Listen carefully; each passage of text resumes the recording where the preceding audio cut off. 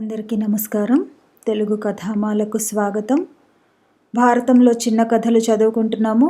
ఈరోజు కథ కర్ణుడి శాపాలు. భీష్మద్రోణులు వీరస్వర్గం పొందిన మిగిలిన కొంచెం సైన్యంతోనే పాండవుల్ని దుర్యోధనుడు గెలవాలనుకోవటం కేవలం కర్ణుడిని నమ్ముకునే. కురుక్షేత్ర సంగ్రామంలో కర్ణుడిని ధనుంజయుడికి ప్రతివీరుడిగా నిర్ణయించారు. సవ్యసాచి రథసారథి కృష్ణుడు. అందుచేత యుద్ధచాతుర్యంలో అశ్వజ్ఞానంలో కృష్ణుడితో సమానమైన శల్యుణ్ణి కౌరవులు కృష్ణుడికి ప్రతిగా రాధేయుడికి సారథిగా నిలిపారు. శత్రువులకు హృదయశల్యంగా ఉంటాడు కనుక ఆయనకు శల్యుడని పేరు వచ్చింది. హితం చెప్పవలసి వచ్చినప్పుడు పొగడటము, నిందించడము కూడా జరుగుతుంది. నువ్వు బుద్ధి కలిగి అన్నీ ఓర్చుకోవాలి.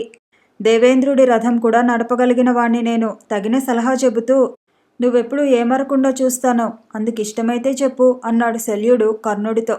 కర్ణుడు సరేనన్నాడు. శల్య సారథ్యంతో కర్ణరథం యుద్ధభూమికి బయలుదేరింది.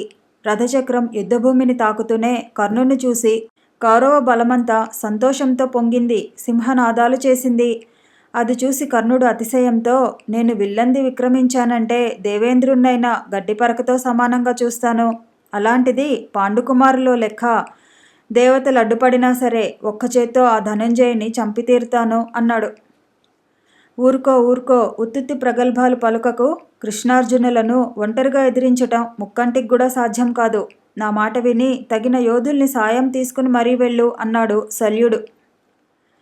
నువ్వెన్ని చెప్పినా మానను. ఈరోజు వాళ్ళో నేనో ఎవరో ఒక్కరమే మిగులుతాం అని చుట్టూ ఉన్న రాజులందరినీ చూసి కర్ణుడు మళ్ళీ శల్యుడితో ఇలా చెప్పాడు. తలుచుకుంటే మనసుని నలిపేటంత బాధ కలిగించేవి రెండున్నాయి. అవి పరశురాముడి కోపము, బ్రాహ్మణుని శాపము. అవే లేకపోతే నేను కృష్ణార్జునుల్ని లెక్క చేస్తానా? నేను విలువిద్య నేర్చుకోవడం కోసం పరశురాముని ప్రార్థించేందుకు మహేంద్ర పర్వతానికి వెళ్ళాను.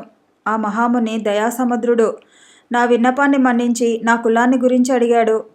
బ్రహ్మాస్త్రం కోసమని నేను బ్రాహ్మణుడనని బొంకాను. ఆయన నమ్మాడు. నేను ఆయనను భక్తితో సేవిస్తూ వచ్చాను. నా సేవకు మెచ్చుకుని ఆయన బ్రహ్మాస్త్రం ఇచ్చి ఆపద సమయంలో తప్ప ప్రయోగించవద్దని చెప్పాడు. ఆ మరునాడు ఆయన నా తొడ మీద తలపెట్టుకుని నిద్రపోతుంటే ఏదో పురుగు నా తొడ కింద చేరి తొలవటం ప్రారంభించింది. కదిలితే ఆ మహానుభావుడికి నిద్రాభంగం కలుగుతుందని అలాగే ఓర్చుకుని కూర్చున్నాను. తరువాత కాసేపటికి ఆయన మేల్కొని నెత్తురు ప్రవాహం చూసి ఆశ్చర్యపడి నా వైపు చూశారు. నేను జరిగిందంతా చెప్పాను. అది విని నా ఓర్పుకి ధైర్యానికి ఆశ్చర్యపడి, నువ్వు బ్రాహ్మణుడవు కావు, బ్రాహ్మణుడవైతే ఇంత ఓర్పుండదు, నువ్వెవరు నిజం చెప్పు అని గద్దించాడు. భయపడిపోయి శూద్రుడనని చెప్పేశాను. ఆయన కోపించి, కపటంగా బ్రహ్మాస్త్రం గ్రహించావు కనుక అది నీకు అవసరమైనప్పుడు స్ఫురించకుండా ఉండుగాక అని శపించాడు. ఇంకా బ్రాహ్మణ శాపం సంగతి చెబుతా వినండి. ఒకనాడు నేను విలువిద్యా పరిశ్రమ చేసుకుంటుంటే హఠాత్తుగా ఒక ఆవుదూడ అడ్డం వచ్చింది. కర్మవశాన నా బాణం దెబ్బకు అది ప్రాణం విడిచింది. దాని యజమాని అది చూసి మండిపడ్డాడు. ఇది హోమధేనువు దూడ, నిష్కారణంగా దీన్ని శల్యంతో చంపావు. నువ్వు పొంగిపొరలే ఉత్సాహంతో పట్టుదలగా యుద్ధం చేసే సమయంలో నీ రథచక్రం భూమిలో దిగబడుగాక. ఎవరిని ఎదుర్కొని చంపాలని ఇంత పరిశ్రమ చేస్తున్నావో వాళ్ళ చేతుల్లోనే నీకు చావు మూడుతుంది అని శపించాడు. అయ్యా, పొరపాటున ఇలా జరిగిపోయింది.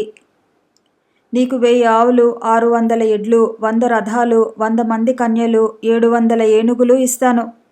శాంతించి శాపం ఉపశమింపచేయి అని వేడుకున్నా ఆయన కోపం చల్లారలేదు. విసవిస 4 అడుగులు నడిచి వెనక్కి తిరిగి, నువ్వు చేసిన పాపం నిన్ను పరలోకంలో బాధించకుండా నీకిదే ప్రాయశ్చితం అవుతుంది పో అన్నాడు. ఉన్న సంగతి చెప్పేశాను. ఇవి నన్ను బాధిస్తున్న శాపాలు అన్నాడు కర్ణుడు.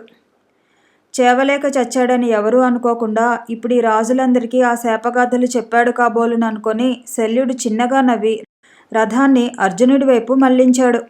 మరొక చిన్న కథతో మళ్ళీ కలుసుకుందాము. ఈ వీడియో నచ్చితే లైక్ చేయండి, షేర్ చేయండి, కామెంట్ చేయండి, ఛానల్ని సబ్స్క్రైబ్ చేయండి.